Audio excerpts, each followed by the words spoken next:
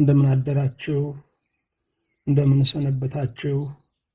ምሕረቱ ብዙ የሚሆን በቸርነቱ ለዚህ ሰዓት ያደረሰን እግዚአብሔር ስሙ የተመሰገነ ይሁን። በእግዚአብሔር ቸርነት የትምህርታችን ርዕስ መንፈስ ቅዱስ በብሉይ ኪዳን የሚል ነው። መንፈስ ቅዱስ በብሉይ ኪዳን የሚል ነው። ኦሪት ዘፍጥረት ምዕራፍ 1 ከቁጥር 1 እስከ 2 ያለውን በጸሎት መንፈስ ሆነን እናነባለን። በመጀመሪያ እግዚአብሔር ሰማይና ምድርን ፈጠረ።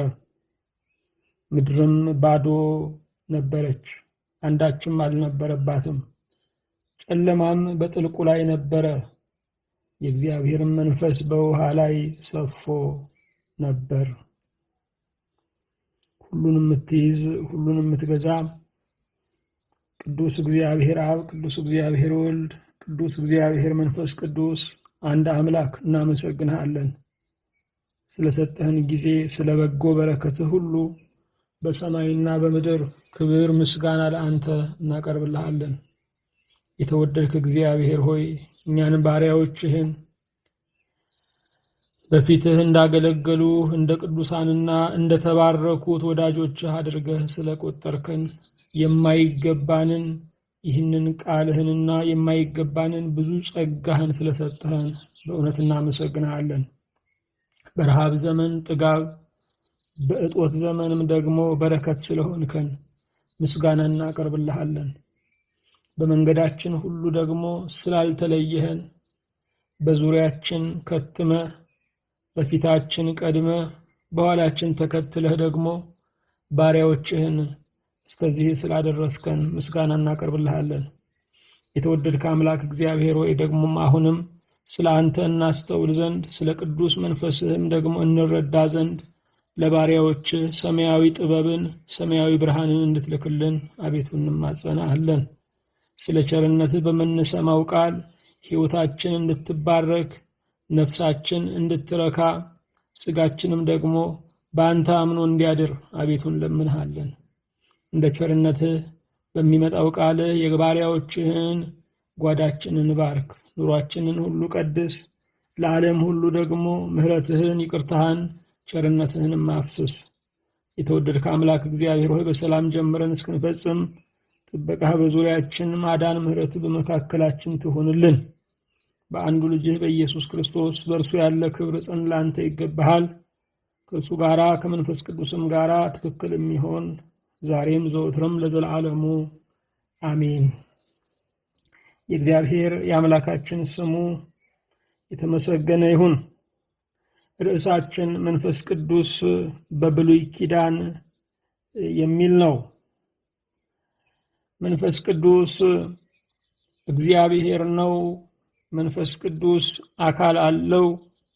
መንፈስ ቅዱስ ከአብ የሰረጸ ነው በሚል ርዕስ ባለፉት ጊዜያቶች ለመነጋገር ሞክረናል። በዚህ ክፍል ላይ የምናየው እግዚአብሔር መንፈስ ቅዱስ አካላዊው መንፈስ ቅዱስ ከአብና ከወልድ ጋር በአካል ልዩ በመለኮት ግን አንድ የሆነው መንፈስ ቅዱስ በብሉይ ኪዳን እንዴት እንደተገለጠ ለማየት እንሞክራለን። እግዚአብሔር አምላክ በብሉይ ኪዳን ራሱን ለቀደምት አበው ወይም ደግሞ ለአባቶች አለቆች ገልጧል። እግዚአብሔር አምላክ ከባርነት ቤት አውጥቶ ነፃ ሕዝብ ላደረጋቸው ለእስራኤል ራሱን ገልጧል። እግዚአብሔር አምላክ ራሱን የገለጠበት መንገድ በጣም የተለያየ ነው። እግዚአብሔር ራሱን በመጽሐፍ ገልጧል። እግዚአብሔር ራሱን በነቢያት ገልጧል። እግዚአብሔር ራሱን በምድር ነገሥታት ገልጧል። እግዚአብሔር አምላክ ከሕዝቡ የራቀ አምላክ አይደለም። ሕዝቡ አንዳንድ ጊዜ ከእግዚአብሔር ይርቃል። እግዚአብሔር ግን ከሕዝቡ ተለይቶ አያውቅም። እግዚአብሔር አምላክ ራሱን በብሉይ ኪዳን ዘመን በተለያየ መንገድ ቢገልጥም የመጀመሪያው ብቸኛ አምላክ መሆኑን በብሉይ ኪዳን ዘመን እግዚአብሔር ለሕዝቡ አብራርቷል። ብቸኛ አምላክ በመሆኑ ከእርሱ በቀር ማንም የበላይ፣ ማንም ፈጣሪ፣ ማንም አስገኝ የሌለ መሆኑን አስረድቷል። እግዚአብሔር መንፈስ ቅዱስም በብሉይ ኪዳን ዘመን በተለያየ መንገድ ራሱን ለሕዝቡ እንደገለጠ ቅዱስ መጽሐፍ ይነግረናል። በብሉይ ኪዳን ዘመን መንፈስ ቅዱስ ራሱን በ10 አይነት መንገድ እንደገለጠ በጥቂቱ ለማየት እንሞክራለን። የመጀመሪያው መንፈስ ቅዱስ በፈጣሪነት ወይም ፈጣሪ ነኝ በማለት ወይም በፈጣሪ አሰራር፣ በፈጣሪነት ልክ፣ በፈጣሪነት ክብር ሲገለጥ እናያለን። ሁለተኛ ጥበብ በመስጠት እግዚአብሔር መንፈስ ቅዱስ ተገልጧል። ለሰው ልጆች ሕይወታቸውን ይመሩ ዘንድ፣ ለሰው ልጆች የተለያየ የውበት ሥራ ይሰሩ ዘንድ፣ ለሰው ልጆች ራሳቸውን ያግዙ ዘንድ መንፈስ ቅዱስ ጥበብን ሰጥቷል። ሶስተኛ የአስተዳደር ጥበብን ደግሞ በመስጠት በብሉይ ኪዳን ተገልጧል። መሪዎች ይመሩ ዘንድ፣ መኳንንት ይፈርዱ ዘንድ፣ አለቆችም ሕዝቡን ያስተዳድሩ ዘንድ እግዚአብሔር መንፈስ ቅዱስ የማስተዳደር ጥበብን፣ የመምራት ጥበብን እንደሰጠ እናያለን። የመምራትና የማስተዳደር ጥበብ ከመንፈስ ቅዱስ የሚገኝ ነው። አራተኛ መንፈስ ቅዱስ የድፍረት፣ የብርታት ወይም የእምነት፣ የኃይል መንፈስን እንደሚሰጥ በብሉይ ኪዳን ዘመን ተገልጾ እናያለን። ስለዚህ እግዚአብሔር መንፈስ ቅዱስ ፈሪውን ደፋር ያደርገዋል፣ ተጠራጣሪውን አማኝ ያደርገዋል፣ ደካማውንም ብርቱ ያደርገዋል። አምስተኛ መንፈስ ቅዱስ ክፉ ምክርን በማፍረስ እንደተገለጠ በብሉይ ኪዳን ተጽፎ እናገኛለን።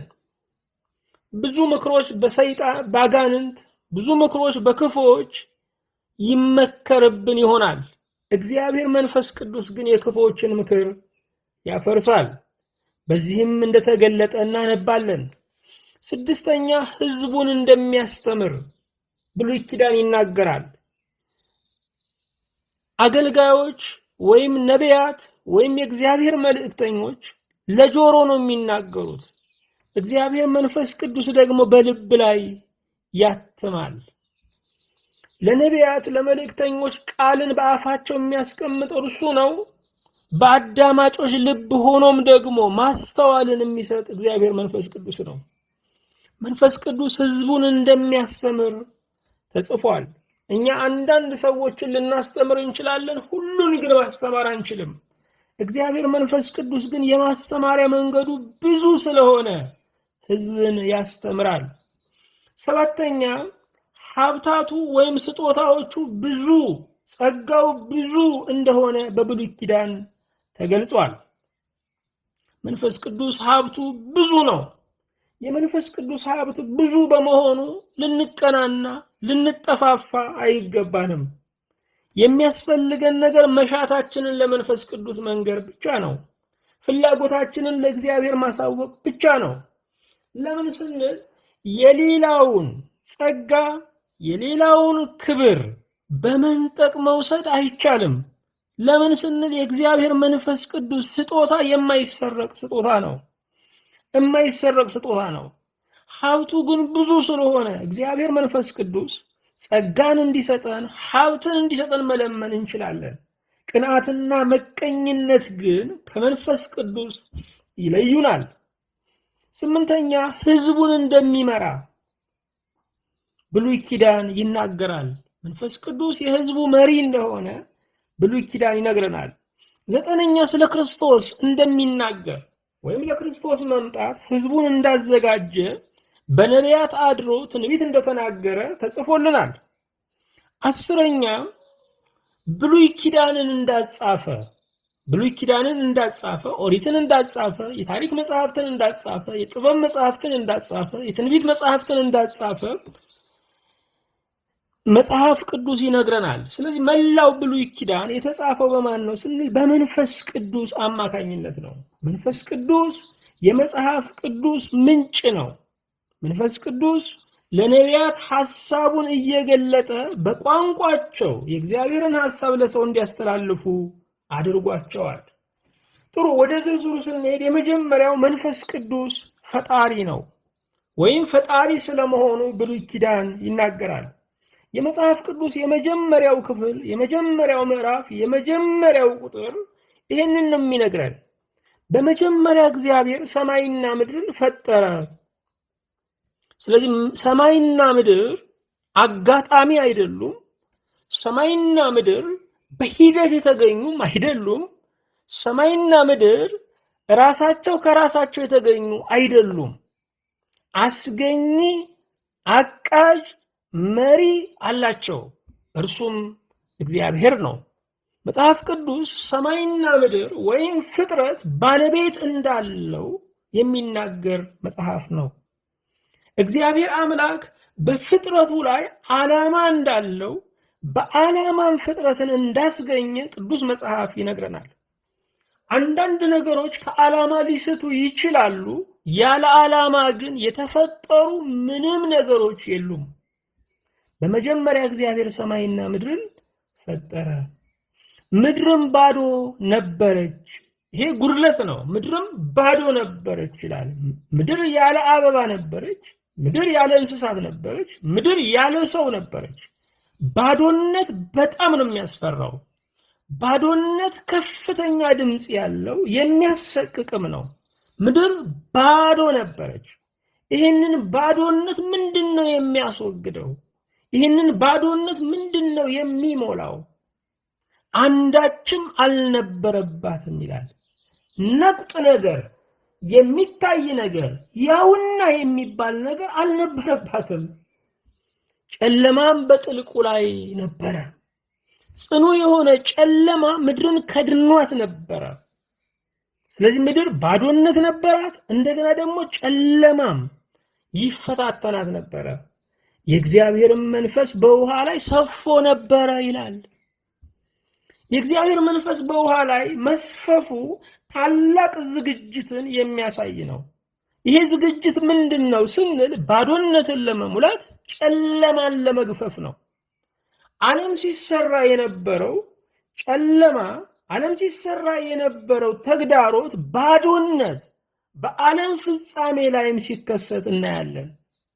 ዛሬ የሰው ልጆች ባዶነት በጣም ይሰማቸዋል። በቤተሰብ ተከበው፣ በልጆች ተከበው፣ በማህበረሰብ ተከበው፣ በጎረቤት ተከበው ባዶነት ይሰማቸዋል። ለሕይወት ትርጉም እያጡ ዕለት ዕለት ባዶነት በውስጣቸው እየጮኸባቸው ይገኛሉ። ስለዚህ በዓለም ላይ ባዶነት በጣም እየበዛ ነው ያለው። ሰዎች ይሮጣሉ። ከሮጡ በኋላ ከደረሱ በኋላ እርካታ ግን አይሰማቸውም።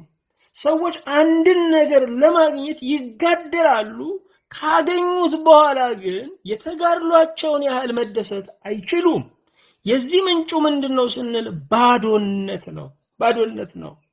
ስለዚህ ሰዎች ሌጣነት ይሰማቸዋል። እያላቸው እንደሌላቸው ነው የሚሰማቸው።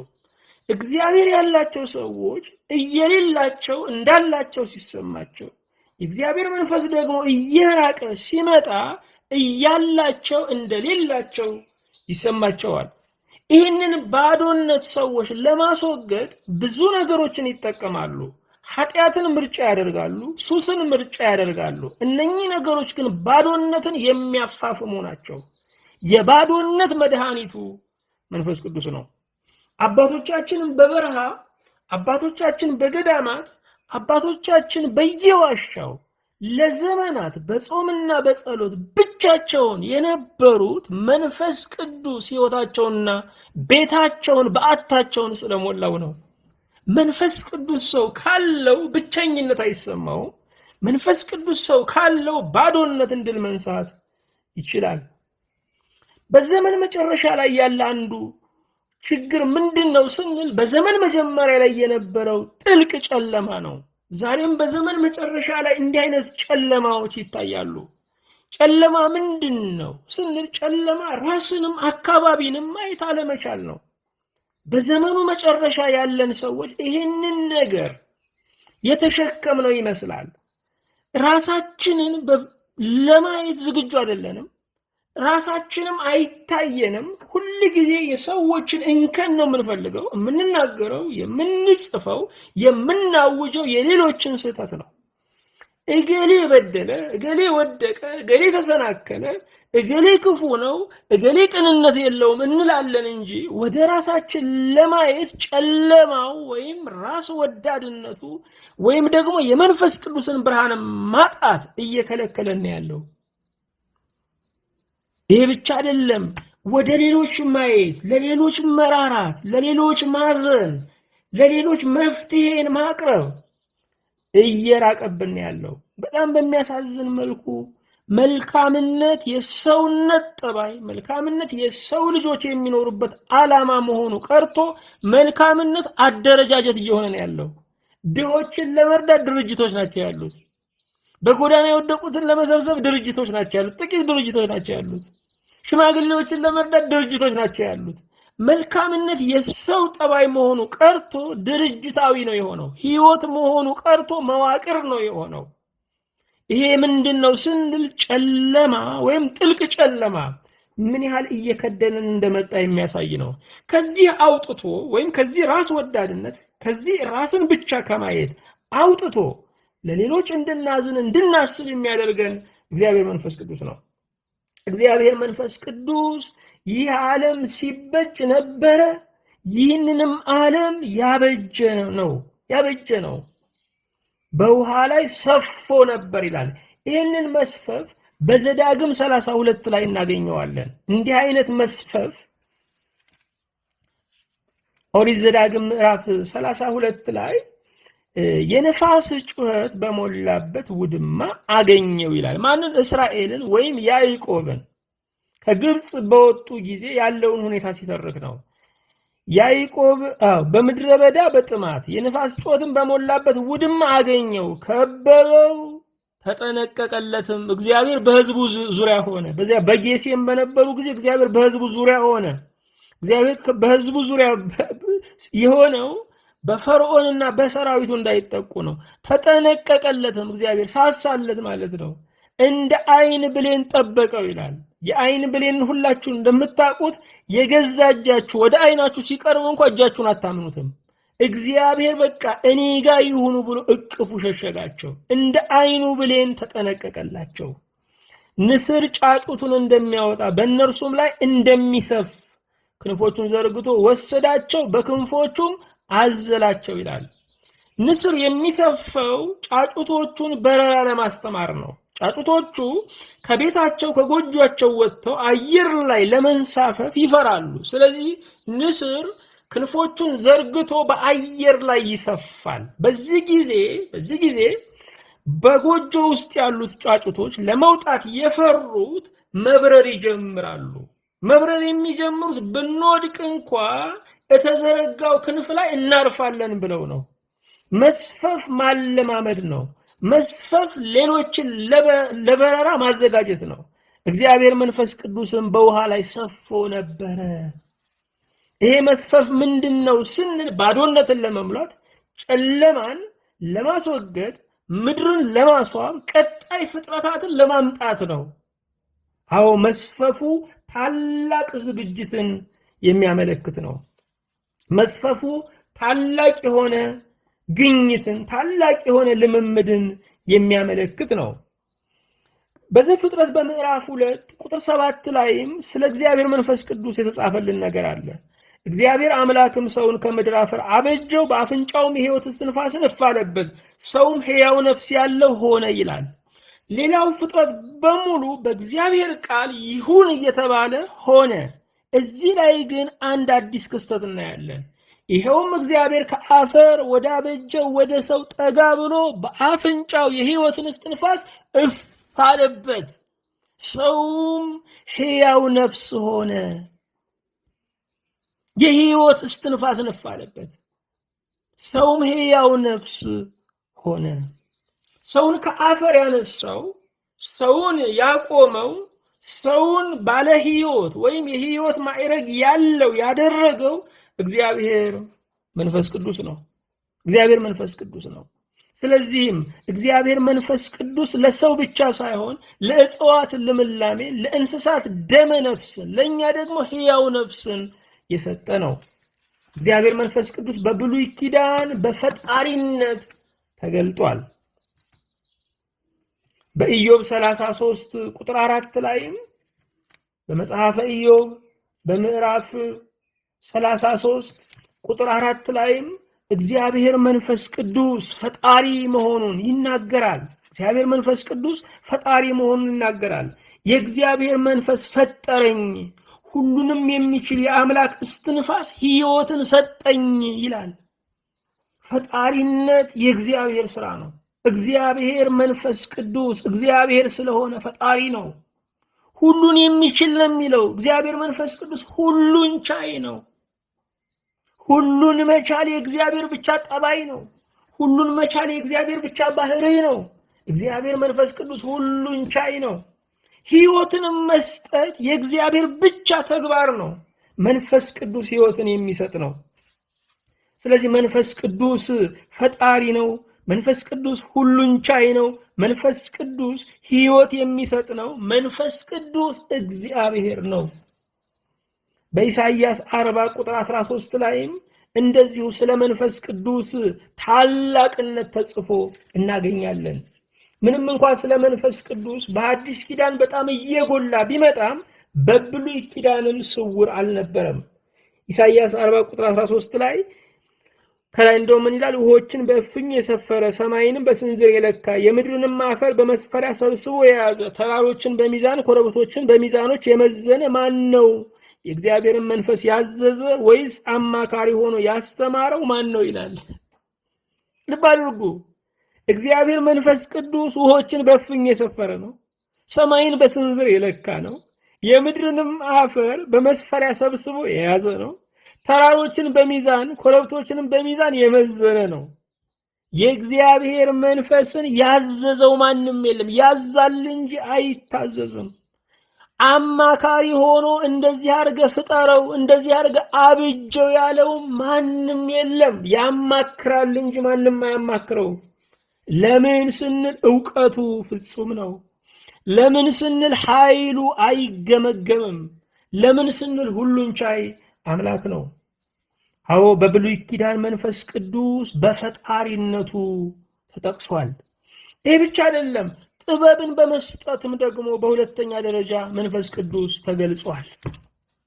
ኦሪት ዘፍጥረት ምዕራፍ 41 ቁጥር 38 ላይ ኦሪት ዘፍጥረት ምዕራፍ 41 ቁጥር 38 ላይ እንደዚህ ይላል።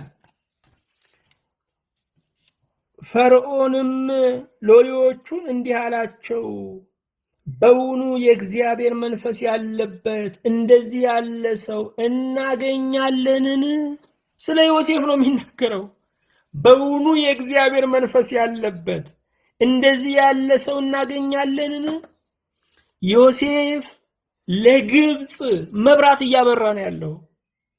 ዮሴፍ የተጨነቀውን ንጉሥ እየረዳው ነው ያለው። ዮሴፍ የቀጣይ 14 ዓመታትን ምስጢር እያመለከተ ነው ያለው። እግዚአብሔር መንፈስ ቅዱስ ሲያድርብን ለመፍትሄ ነው የሚያደርገን። እግዚአብሔር መንፈስ ቅዱስ ሲያድርብን ከነገስታት የተሰወረ ምስጢር ይገለጥልናል። እግዚአብሔር መንፈስ ቅዱስ ሲያድርብን ትውልድን የሚታደግ ሥራ እንሰራለን። እግዚአብሔር መንፈስ ቅዱስ ሲያድርብን ለቀጣይ ዘመናት አርቀን እናያለን፣ አርቀን እንዘጋጃለን። ዮሴፍ ጥበብ የሞላበት ሰው ነበረ። ስለዚህ ንጉሱ ሳይቀር በውኑ የእግዚአብሔር መንፈስ ያለበት እንደዚህ ያለ ሰው እናገኛለንን አለ። በእውነት የእግዚአብሔር መንፈስ ያለበት ሰው አይገኝም። የእግዚአብሔር መንፈስ ያለበት ሰው ውድ ነው። ለመፍትሄ ለመድኃኒት የሚፈለግ ነው። አዎ የእግዚአብሔር መንፈስ ውድ ነው፣ ውድ ያደርጋል። የእግዚአብሔር መንፈስ ክቡር ነው፣ ያከብራል። የእግዚአብሔር መንፈስ ባለ መፍትሄ ነው፣ መፍትሄ ሰጪዎች ያደርጋል። እንደዚሁም በዳንኤል በትንቢተ ዳንኤል በምዕራፍ 4 ቁጥር 9 ላይም እንደዚህ አይነት ተመሳሳይ ነገር እናገኛለን። ትንቢተ ዳንኤል ምዕራፍ 4 ቁጥር 9 ላይ ስለ መንፈስ ቅዱስ ጥበብ ሰጪነት፣ ስለ መንፈስ ቅዱስ በጥበብ የሚኩል በጥበብ የሚያከብር መንፈስ መሆኑን ይናገራል። የሕልም ተርጓሚዎች አለቃ ብልጣሶር ወይ ዳንኤል ማለት ነው፣ የቅዱሳን አምላክ መንፈስ በአንተ ውስጥ እንዳለ ከምስጢርም ሁሉ የሚያስቸግርህ እንደሌለ አውቄአለሁ። የእግዚአብሔር መንፈስ በአንተ ላይ አለ። አንተ ለመፍታት የሚያስቸግር ምንም ቋጠሮ፣ ምንም ምስጢር፣ ምንም እንቆቅልሽ በፊት የለም። በእውነት እግዚአብሔር መንፈስ ቅዱስ ከኛ ጋር ሲሆን እንቆቅልሽ እንፈታለን። እግዚአብሔር መንፈስ ቅዱስ ከኛ ጋር ሲሆን ቋጠሮን እንበጥሳለን። እግዚአብሔር መንፈስ ቅዱስ ከኛ ጋር ሲሆን ውል የጠፋበትን ነገር ውሉን እናገኛለን። መንገድ ለጠፋቸው መንገድ እናመለክታለን። የእግዚአብሔር መንፈስ የጥበብ መንፈስ ነው። መንፈስ ቅዱስ ልጆቹን በጥበብ የሚያስጌጥ መንፈስ ነው። ባለጠጎች ልጆቻቸውን በተንቆጠቆጠ ሐር በተንቆጠቆጠ ልብስ ሊሸልሙ ይችላሉ። መንፈስ ቅዱስ ግን ልጆቹን የሚሸልመው በጥበብ ነው። ባለጠጋው መንፈስ ቅዱስ በውስጣዊ ልብስ የሚያከብር ነው። በውስጣዊ ልብስ የሚሸልም መንፈስ ነው። መንፈስ ቅዱስ ጥበብን ያፈሳል። በዘጸአት በምዕራፍ 28 ቁጥር 3 ላይም አንተም ካህን ሆኖ እንዲያገለግል አሮን ቅዱስ ይሆን ዘንድ ልብስ እንዲሰሩለት የጥበብ መንፈስ ለሞላሁባቸው በልባቸውም ጥበበኞች ለሆኑት ሁሉ ተናገር ይላል። ልብ አድርጉ። መንፈስ ቅዱስ ልብስ የመስራትን ጥበብ እንኳ ለሰው ልጆች የሚሰጥ ነው። ሰዎች ያማረ ልብስ፣ ያማረ ቀለም፣ ያማረ ዲዛይን ይመርጡ ዘንድ የሚረዳቸው መንፈስ ቅዱስ ነው። ስለዚህ መንፈስ ቅዱስ እኛ ጋር ክህሎት ብለን ለምንጠራው ነገርም ባለቤት ነው። በጸጋ ቤተክርስቲያንን በክህሎት ደግሞ የምንኖርባትን ምድር እናገለግላለን። የክህሎትም የጸጋውን ባለቤት እግዚአብሔር መንፈስ ቅዱስ ነው። ስለዚህ ከኛ የሆነ ምንም ነገር የለም። በአጭር ቋንቋ መንፈስ ቅዱስ እንጀራችንም ነው። ዛሬ የምንተዳደርበት ክህሎት ወይም ችሎታ ሙያ ካለን ያም የመንፈስ ቅዱስ ነው። በዘጸአት 31 ቁጥር 3 ላይም በስራ ሁሉ ብልሃት፣ በጥበብም፣ በማስተዋልም፣ በእውቀትም የእግዚአብሔርን መንፈስ ሞላሁበት፣ የጥበብን ሥራ ያስተውል ዘንድ በወርቅና በብር በናስም ይሠራ ዘንድ ለፈርጥ የሚሆነውን የዕንቁ ድንጋይ ይቀርጽ ዘንድ እንጨቱን ይጠርብ ዘንድ ሥራውንም ሁሉ ይሠራ ዘንድ ይላል። ለማን? ለባስልኤል ነው። ልብ አድርጉ። ወርቅ ለማንጠርም እንጨት ለመጥረብም ናሱን ፈርጡን በቦታው ለማስቀመጥም የመንፈስ ቅዱስ ብርሃን የመንፈስ ቅዱስ ጥበብ ያስፈልጋል። ስለዚህ ዛሬ የምንንቃቸው ሙያዎች አናጢነት፣ እንጨት ቀራጭነት ሊሆኑ ይችላሉ። ብርና ወርቅ ማንጠር ሊሆኑ ይችላሉ። ልብስ መስፋት ሊሆኑ ይችላሉ። እነዚህም የመንፈስ ቅዱስ ስጦታዎች ናቸው። አክብረን ልንይዛቸው ይገባል። ምክንያቱም ከትልቁ መንፈስ ቅዱስ የተቀበልነው ትንሽ ስጦታ ስለሌለ። አሁንም በኦሪት ዘጸአት በምዕራፍ 35 ቁጥር 31 ላይ እንደዚህ ይላል፣ በስራ ሁሉ ብልሃት፣ በጥበብም፣ በማስተዋልም፣ በእውቀትም የእግዚአብሔርን መንፈስ ሞላበት፣ የጥበብን ሥራ ያስተውል ዘንድ በወርቅና በብር በናስም ይሠራ ዘንድ በፈርጥም የሆነውን የዕንቁ ድንጋይ ይቀርጽ ዘንድ እንጨቱንም ይጠርብ ዘንድ የብልሃት ሥራንም ሁሉ ይሠራ ዘንድ ይላል። ለባስልኤል ነው። ይሁሉ የሚደንቅ ነገር ነው ወገኖቼ። ውበትን ማየት መቻል ራሱ የመንፈስ ቅዱስ ስጦታ ነው። ያማሩ ነገሮችን መለየት መቻል፣ ያማሩ ቀለሞችን መለየት መቻል፣ እንጨቱን ቀርጾ ለአንድ አገልግሎት እንዲውል ማድረግ መቻል፣ ይሄ ራሱ የመንፈስ ቅዱስ ጥበብ ነው። መንፈስ ቅዱስ ጥበብን ሲሰጠን አድናቂ ነው የሚያደርገን። የምድርን ውበት እናደንቃለን፣ እግዚአብሔር የሰራውን እናደንቃለን። የሰዎችን ውበት እናደንቃለን፣ አለባበሳቸውን እናደንቃለን። ለቤታቸው፣ ለአገልግሎታቸው፣ ለመስሪያ ስፍራቸው ሁሉ የሰሩትን ውበት መፈለግና ማድነቅ እንጀምራለን። ምክንያቱም ውበትን፣ መልካም ነገሮችን የማድነቅ መንፈስ ከመንፈስ ቅዱስ የሚሰጥ ስለሆነ ነው። የሚያስደስቱ ነገሮች ላይ አለመደሰት፣ የሚያስደንቁ ነገሮችን አለማድነቅ ከእግዚአብሔር መንፈስ መለየት ነው። በውስጡ ቅንዓትና ምቀኝነት ወይም ቸልተኛነት፣ ዝም ብሎ አልፎ ሐያጅነት የሆነ መንፈስ መያዝ ነው። እግዚአብሔር መንፈስ ቅዱስ በብሉይ ኪዳን አሁንም በአስተዳደር ጥበብ ሲገለጥ እናያለን። በዘኍልቍ በምዕራፍ 11 ቁጥር 17 ላይ ስለ አስተዳደር ጥበብ እግዚአብሔር መንፈስ ቅዱስ እንዴት እንዳደረገ እናያለን።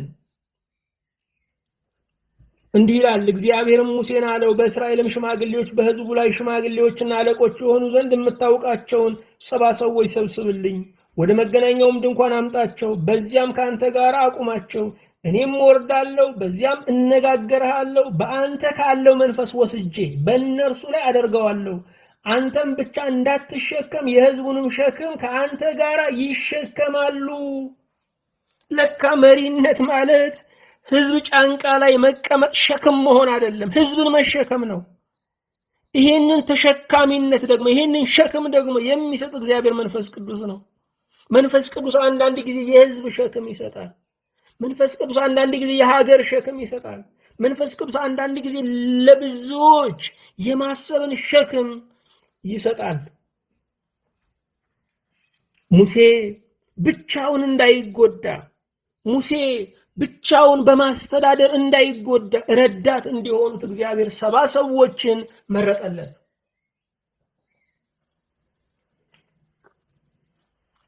ለአስተዳደር ዛሬም ከሚያስፈልግ ነገር አንዱ የመንፈስ ቅዱስ ጥበብ ነው። ሰዎች በጉልበታቸው፣ ሰዎች በስጋዊ ችሎታቸው፣ ሰዎች በፍላጎት ብቻ ማስተዳደር አይችሉም።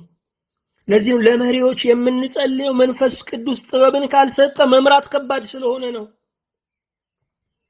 ስለዚህ ሙሴን ይረዱት ዘንድ እነኚህ የመጡ 70 ሰዎችን እግዚአብሔር እንዴት እንዳከበራቸው ቀጥሎ እናነባለን። እግዚአብሔርም በደመናው ወረደ፣ ተናገረውም፣ በእርሱም ላይ ከነበረው መንፈስ ወስዶ በ70 ሽማግሌዎች ላይ አደረገ። መንፈሱንም በላያቸው ባደረ ጊዜ ትንቢት ተናገሩ፣ ከዚያ በኋላ ግን አልተናገሩም ይላል። ምክንያቱም ይሄ ጸጋ የመጣው ነቢያት እንዲሆኑ አይደለም፣ አስተዳዳሪ እንዲሆኑ ነው። ለጊዜው ግን ትንቢት የተናገሩት በእርግጥም የሙሴ መንፈስ እንዳደረባቸው እንዲታወቅ ነው። ስለዚህ ዛሬ የሚያስተዳድሩ ሰዎችን የሚያግዙ ያስፈልጋሉ። የሚመሩ ሰዎችን ማገዝ አንዱ የመንፈስ ቅዱስ ዓላማ ነው። ለምን ስንል እነርሱ መሪውን ሲስቱ፣ እነርሱ መሪውን ሲያበላሹ ራሳቸውንም ሀገርንም ይዘው ይወድቃሉ። እነዚህን ሰዎች የሚመሩ ሰዎችን ማገዝ ይገባል። ብቻ የአስተዳደር ጥበብ ከመንፈስ ቅዱስ የሚገኝ ነው። ከመንፈስ ቅዱስ የሚገኝ ነው። በዘዳግም 34 ቁጥር 9 ላይም ዘዳግም 34 ቁጥር 9 ላይም እንዲህ ይላል፣ ሙሴም እጆቹን ስለጫነበት የነዌ ልጅ ኢያሱ የጥበብን መንፈስ ተሞላ፣ የእስራኤልም ልጆች ታዘዙለት፣ እግዚአብሔርም ሙሴን እንዳዘዘው አደረጉ ይላል። ኢያሱ ከሙሴ በኋላ እስራኤልን የመራ፣ ዮርዳኖስን አሻግሮ የተስፋይቱን ምድር ያወረሰ፣ ርስትንም ያከፋፈለ ሰው ነው። ይህ ሰው ሕዝቡን የመራው እግዚአብሔር መንፈስ ቅዱስ በሰጠው ጥበብ ነው። አዎ ዛሬም ሕዝብን ለማሻገር፣ ሕዝብን ለመምራት የመንፈስ ቅዱስ ጥበብ ያስፈልጋል። መንፈስ ቅዱስ የአስተዳደር ጥበብን ይሰጣል። መጽሐፈ መሳፍንትን በምናነብበት ጊዜ እያንዳንዱ መስፍን ሲነሳ የእግዚአብሔር መንፈስ በኃይል ወረደበት ይላል። ለምሳሌ በመሳፍንት 6 ቁጥር 34 ላይ የእግዚአብሔር መንፈስ በጌዴዎን ላይ በኃይል ወረደበት ይላል። ለምን ስንል እስራኤልን ይታደጉ ዘንድ፣ እስራኤልን ይመሩ ዘንድ፣ በእስራኤል ላይ በቅንነት ይፈርዱ ዘንድ እግዚአብሔር መንፈስ ቅዱስ በመሳፍንት ላይ ሲወርድባቸው እናያለን። በ13 መሳፍንት ላይ እግዚአብሔር መንፈስ ቅዱስ ወርዶባቸዋል። ሕዝቡን ከጠላቶቻቸው እንዲታደጉ፣ ሕዝቡን በመልካም እንዲያስተዳድሩ። ሳኦልም ልክ እንደዚሁ በተቀባ ጊዜ የእግዚአብሔር መንፈስ በኃይል እንደወረደበት በአንደኛ ሳሙኤል 10 ቁጥር 6 ላይ ተጽፏል። ሳኦል የእስራኤል የመጀመሪያው ንጉሥ ነው። እስራኤል ከዘመነ መሳፍንት ወጥታ የመጀመሪያ የንግስና ስርዓቷን የጀመረችው በሳኦል ነው። ሳኦል ደግሞ በሚያስደንቅ ሁኔታ አህያ ጠፍቶበት የአባቱን አህዮች ፍለጋ ወደ ነቢዩ ወደ ሳሙኤል በሄደ ጊዜ የንግስና ቅባት የፈሰሰለት ነው። አህያ ፈልጎ ሄዶ ንግስና ይዞ የተመለሰ ነው። እግዚአብሔር ካሰብነው በላይ የሚሰጥ ነው። እኛ ለራሳችን የምንመኘውና እግዚአብሔር ለኛ ያሰበልን ነገር እንደ ሰማይና ምድር የሚራራቅ ነው። ዛሬም ለራሳችን ትንሽ ነገር ልንመኝ እንችላለን። ትንሽ ነገር ሽተን ወደ እግዚአብሔር ቤት ልንመጣ እንችላለን። እግዚአብሔር ግን በብዙ ጸጋ በብዙ ክብር ሊከልልን ይችላል። በአንደኛ ሳሙኤል በምዕራፍ 16 ቁጥር 13 ላይም ሁለተኛው ንጉሥ ዳዊት በተቀባ ጊዜ የእግዚአብሔር መንፈስ በኃይል እንደወረደበት ተጽፏል። ለምን ስንል ሕዝብን ለመምራት ያለ መንፈስ ቅዱስ ጥበብና ኃይል የማይቻል ስለሆነ ነው። ሁላችሁም እንደምታውቁት የገዛ ቤተሰባችንን እንኳን ማስተዳደር እያቃተን ነው። የገዛ ራሳችንን እንኳን መግዛት እያቃተን ነው። ስለዚህም የማይቆጠረውን ሕዝብ ለሚመሩ መሪዎች የመንፈስ ቅዱስን ጥበብና ኃይል ልንለምንላቸው ይገባል። መንፈስ ቅዱስ በብሉይ ኪዳን ዘመን የአስተዳደር፣ የመሪነት፣ የፍርድ ሰጪነትን ጥበብ እንደሰጠ ተጽፏል። አራተኛ መንፈስ ቅዱስ ድፍረትን ወይም እምነትን እንደሰጠም መጽሐፍ ቅዱስ ወይም ብሉይ ኪዳን ይነግረናል። በዘኍልቍ 14 ቁጥር 24 ላይ ዘኍልቍ ምዕራፍ 14 ቁጥር 24 ላይ ባሪያዬ ካሌብ ግን ሌላ መንፈስ ከእርሱ ጋር ስለሆነ ፈጽሞም ስለተከተለኝ እርሱ ወደ ገባበት ምድር አገባዋለሁ፣ ዘሩም ይወርሳታል ይላል። የእስራኤል ልጆች ከግብፅ ምድር ሲወጡ 1 ሚሊዮን ያህል የሚጠጉ ናቸው። ከግብፅ የወጡ የእስራኤል ልጆች በሙሉ የተስፋይቱን ምድር አልወረሱም። ባለማመን በምድረ በዳ ላይ ረግፈው ቀርተዋል። የአሸዋ ራት ሆነዋል። የተስፋይቱን ምድር የወረሱ ሙሴና አሮን እንኳ ቀርተው ኢያሱና ካሌብ ናቸው። ኢያሱና ካሌብ የተስፋይቱን ምድር የወረሱት በኪዳን ነው። ይኸውም ከጠላቶቻቸው ይልቅ እግዚአብሔርን አተልቀው ስላዩ እግዚአብሔር ይረዳናል፣ ትላንት የሚበልጠውን አልፈናል፣ የቀረው የሚያንሰው ነው ብለው በእግዚአብሔር ተማምነው ስለቆሙ የተስፋይቱን ምድር ወርሰዋል። እግዚአብሔርን ሳይሆን ጠላቶቻቸውን ያዩ፣ ጠላቶቻቸውን ከእግዚአብሔር በላይ ከፍ አድርገው ያዩ ግን በምድረ በዳ ላይ ቀርተዋል። ስለዚህም ካሌብ ሌላ መንፈስ ከእርሱ ጋር ነበረ። ያ ልዩ መንፈስ መንፈስ ቅዱስ በእምነት የሚያቆም በድፍረት የሚያናግር እግዚአብሔር ትልቅ እንደሆነ የሚያሳይ ነው። አዎ መንፈስ ቅዱስ የእምነትን የድፍረትን መንፈስ በመስጠት በብሉይ ኪዳን ዘመን ተገልጧል። በዘካርያስ 4 ቁጥር 6 ላይም አስደናቂ ነገር እናነባለን።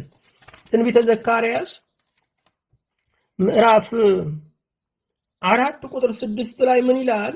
መልሶም ለዘሩባቤል የተባለ የእግዚአብሔር ቃል ይህ ነው፣ በመንፈስ እንጂ በኃይልና በብርታት አይደለም ይላል የሰራዊት ጌታ እግዚአብሔር። ሁለተኛው መቅደስ ሲሰራ ወይም ከባቢሎን ምርኮ በኋላ ሁለተኛው መቅደስ ሲሰራ የመቅደሱን ስራ ለመስራት በዋናነት የተሰለፈው ዘሩባቤል ነው። ዘሩባቤል በባቢሎን የተወለደ ነው። ዘሩባቤል ምናልባት የመጀመሪያውን መቅደስ የሰሎሞንን መቅደስ በባቢሎናውያን የፈረሰውን የተቃጠለውን መቅደስ አያውቀው። የእግዚአብሔር ቤት የመፍረሱ ነገር ግን ያቃጥለው ነበረ።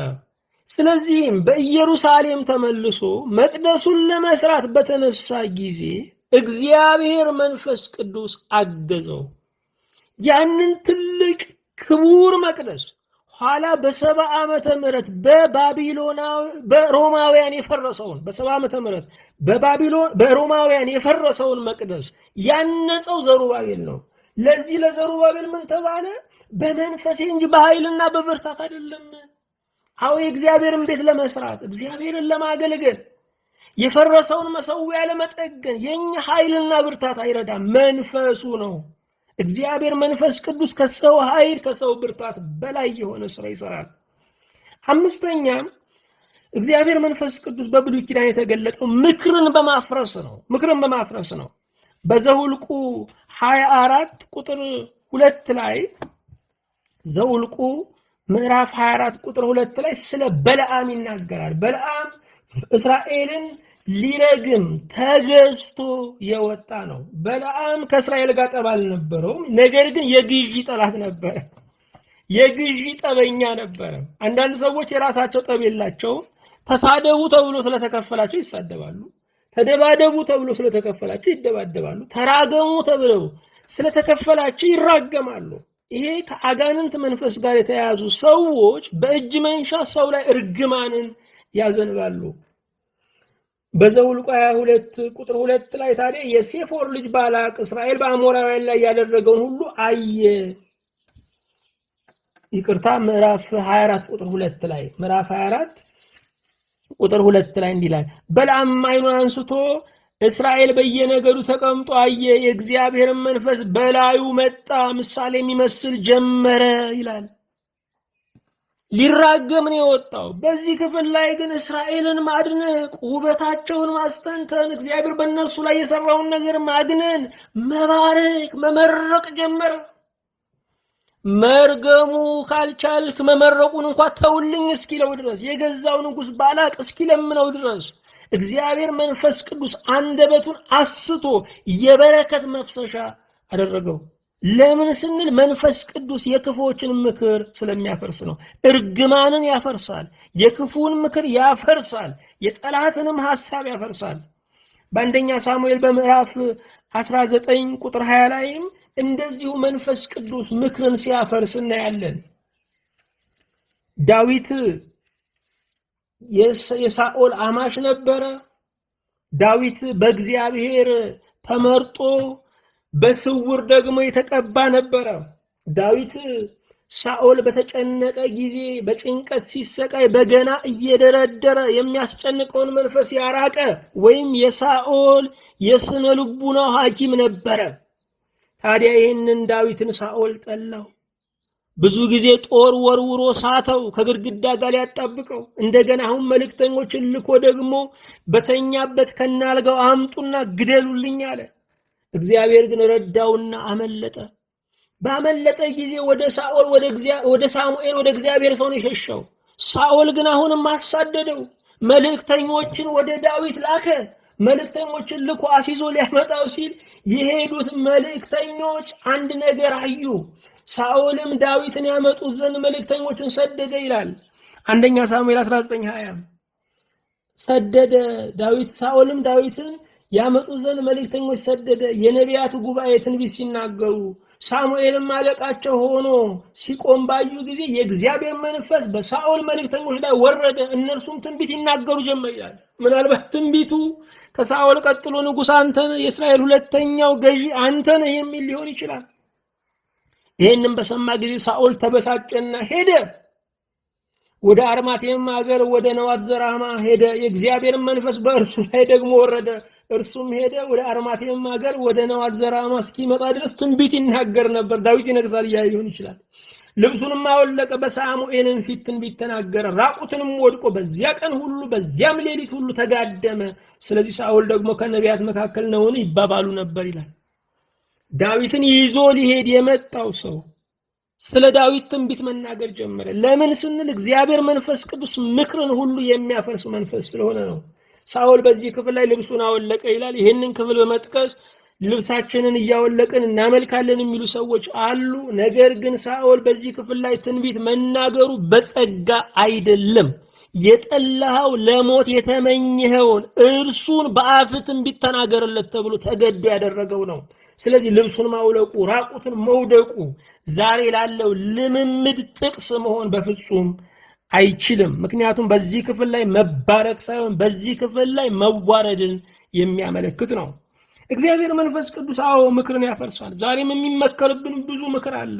የግለሰቦችም የነገስታትን ምክር ሊመከርብን ይችላል። መንፈስ ቅዱስ ግን የበላይ ነው። ምክርን ሁሉ በመሻር የታወቀ ነው።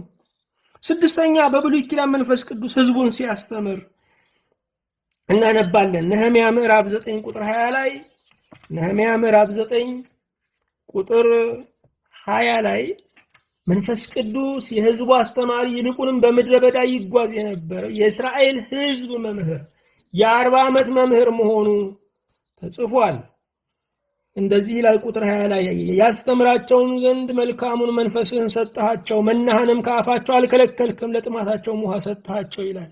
ወገኖቼ 40 ዓመት አንድን ሕዝብ የሚያስተምር እግዚአብሔር መንፈስ ቅዱስ ብቻ ነው። እግዚአብሔር መንፈስ ቅዱስ በማስተማሩ የማይታክት መንፈስ ነው። በማስተማሩ የማይሰለች መንፈስ ነው። ይሄው እኛንም ስላልሰለቸን ነው ዛሬም የሚያስተምረን። ትላንት ሰምተዋል፣ ትላንቱን አላደረጉትም ብሎ ዛሬ ዝም አላለንም። ዛሬም እግዚአብሔር መንፈስ ቅዱስ ያስተምረናል። 40 ዓመት እስራኤልን አስተማረ። እስራኤል ከመንፈስ ቅዱስ ተምረው አልተለወጡም። ለምን ስንል ለዝግ ልቦች መንፈስ ቅዱስ ራሱ በርግዶ ሰብሮ አይገባም። ፈቃድን የሚያከብር መንፈስ ነው። ልባቸውን ለከፈቱ ግን መንፈስ ቅዱስ አስተማሪ ነው። በቀንም በሌሊትም በክረምትም በበጋም በክፉም በደጉም ነገሮች መንፈስ ቅዱስ ያስተምራል። 7ኛ መንፈስ ቅዱስ ሀብታቱ ብዙ እንደሆኑ አሁንም ብሉይ ኪዳን ይናገራል። በኢሳይያስ 11 ቁጥር 2 ላይ ይህንን ነገር እናያለን። ትንቢተ ኢሳይያስ ምዕራፍ 11 ቁጥር 2 ላይ የእግዚአብሔር መንፈስ የጥበብና የማስተዋል መንፈስ፣ የምክርና የኃይል መንፈስ፣ የእውቀትና እግዚአብሔርን የመፍራት መንፈስ ያርፍበታል ይላል። ልብ አድርጉ። የእግዚአብሔር መንፈስ ብሎ ጥበብ፣ ማስተዋል፣ ምክር፣ ኃይል፣ እውቀት፣ እግዚአብሔርን መፍራት፣ እነኚህ ሁሉ የመንፈስ ቅዱስ ጸጋዎች ናቸው። ሁለት ነው ተጠቅሰዋል። የጥበብና የማስተዋል መንፈስ። ጥበብ ባለበት ማስተዋል አለ። ስለዚህ ጥበብና ማስተዋል አብረው ናቸው። የምክርና የኃይል መንፈስ፣ ምክር ባለበት አሁንም ኃይል አለ። ስለዚህ ምክርና ኃይል አብረው ተጠቅሰዋል።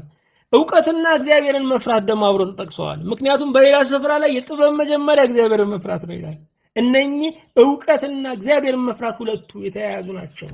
ሰው እግዚአብሔርን የሚፈራ ከሆነ በእርግጥ አውቀዋል። የማይፈራ ከሆነ በእርግጥም አላወቀም። መንፈስ ቅዱስ በብሉይ ኪዳን አሁንም ሕዝቡን እንደሚመራ ተጽፏል። የእስራኤል ልጆችን ይከተላቸው የነበረ ይመራቸው የነበረ ደመና ነበረ። ደመናው ቀን ላይ እንደ መሪም ነው። ደመናው ሲጓዝ ይጓዛሉ፣ ሲቆም ይቆማሉ። ይሄ ምን ማለት ነው? እግዚአብሔር ባልቀደመበት አይቀድሙም። እግዚአብሔር ደግሞ ሲያርፍ ያርፋሉ። ስለዚህ ደመናው መሪያቸው ነበረ። ደመናው በረሃው ዋዕዩ እንዳያቃጥላቸው እንደ ጥላ ነበረ። ስለዚህ የክብር ነው፣ ክብርንም የሚያመለክት ነው።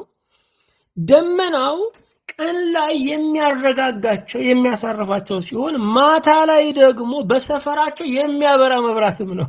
ስለዚህ የሌሊት ብርሃን የቀን ጥላ ነው። ያ ደመና ያ መሪ ደመና እግዚአብሔር መንፈስ ቅዱስ ነው። ምሽት ጨለማው እንዳያስፈራቸው ያ ደመና ያበራል። ቀን ደግሞ ፀሐዩ እንዳያቃጥላቸው ያ ደመና ይዘረጋል። ያ ደመና ሲንቀሳቀስ ይንቀሳቀሳሉ። ያ ደመና ሲያርፍ ደግሞ ያርፋሉ። ስለዚህ ደመናው ምሬት ነው። ደመናው ከለላ ነው፣ እረፍት ነው።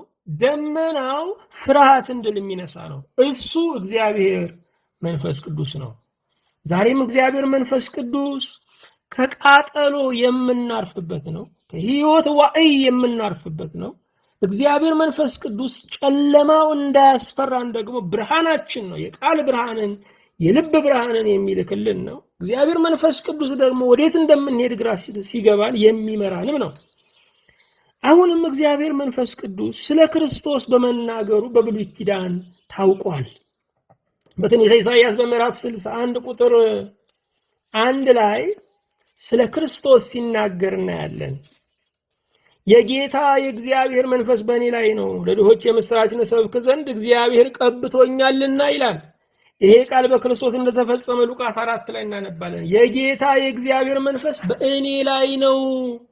ክርስቶስን የሚመለከት ነው።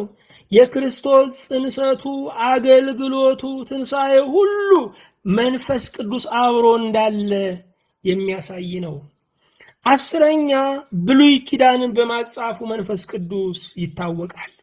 በሁለተኛ ጴጥሮስ በምዕራፍ 1 ቁጥር 21 ላይ ይህንን አስደናቂ ነገር ይነግረናል። ትንቢት ይላል፣ ትንቢት ከቶ በሰው ፈቃድ አልመጣምና ዳሩ ግን በእግዚአብሔር ተልከው ቅዱሳን ሰዎች በመንፈስ ቅዱስ ተነድተው ተናገሩ ይላል። ስለ ብሉይ ኪዳን ነው የሚያወራው። ትንቢት ካለ ነቢያት አሉ። ነቢያት የብሉይ ኪዳን አገልጋዮች፣ የብሉይ ኪዳን ጸሐፊዎች ናቸው።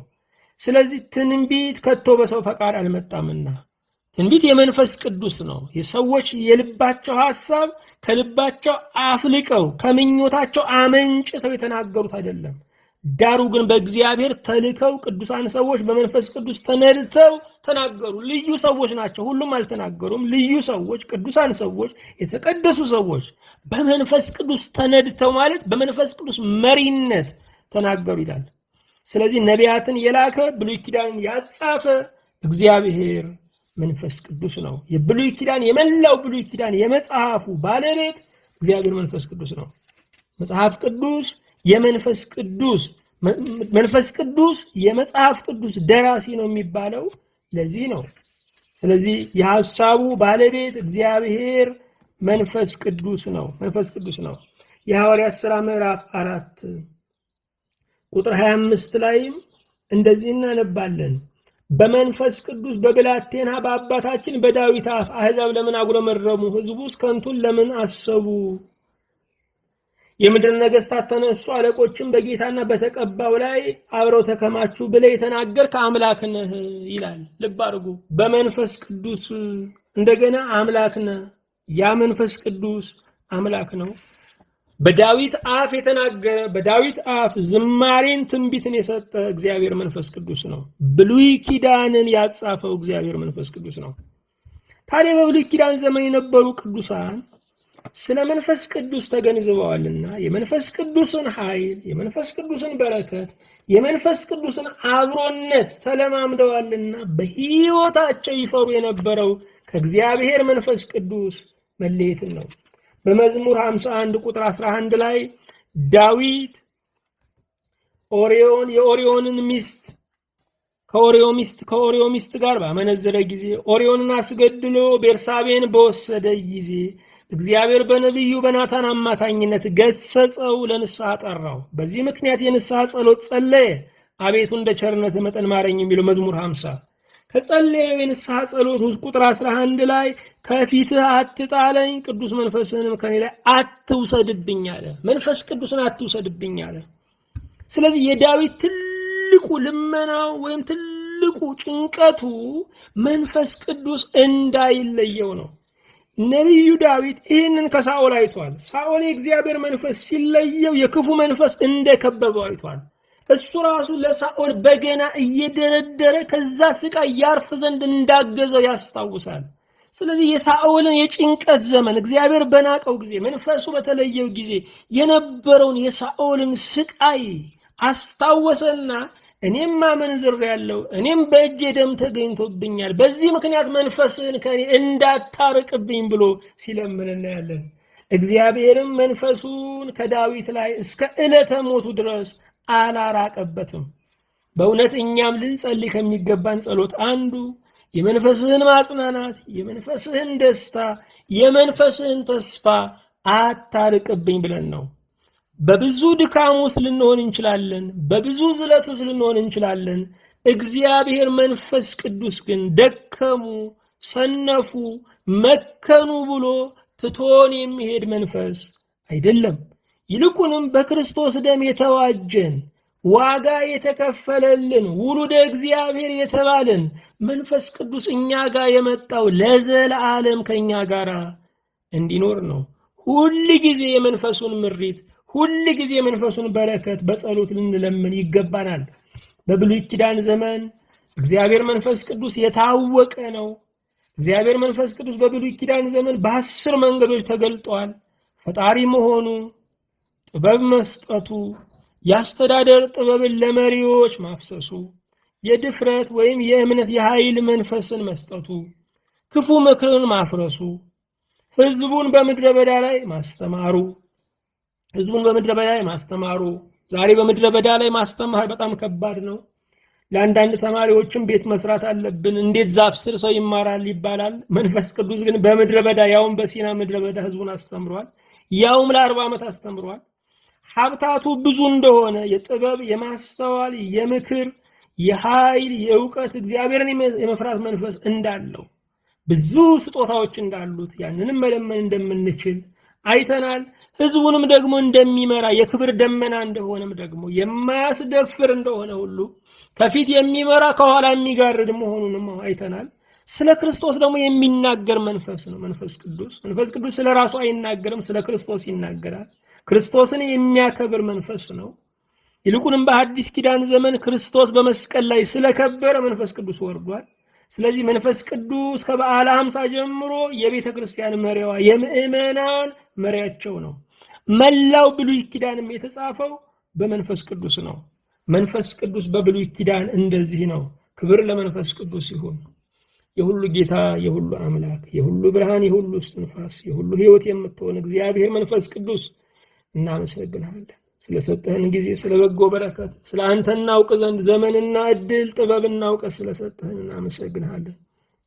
ጌታ መንፈስ ቅዱስ ሆይ እንደ ቸርነትህ እንደ ይቅርታ ብዛት አሁንም ጸጋህን አታሳንስብን፣ መልካም ምክርህን አታሳንስብን። በምድረ በዳው ዓለም ላይ መልካም መምህር አቤቱ አንተ ሁነን።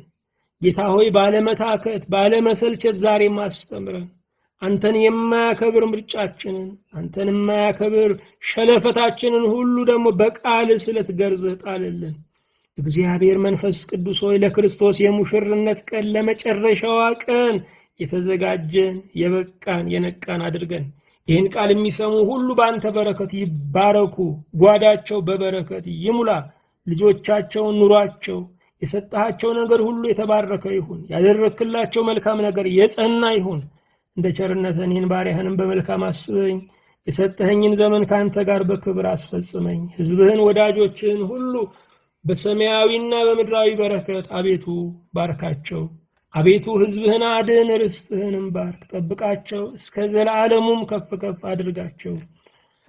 በክርስቶስ በጌታችን በእርሱ ያለ ክብር ጽላንተ ይገባል። ከእርሱ ጋር ከመንፈስ ቅዱስም ጋር ትክክል የሚሆን ዛሬም ዘወትርም ለዘላለሙ አሜን።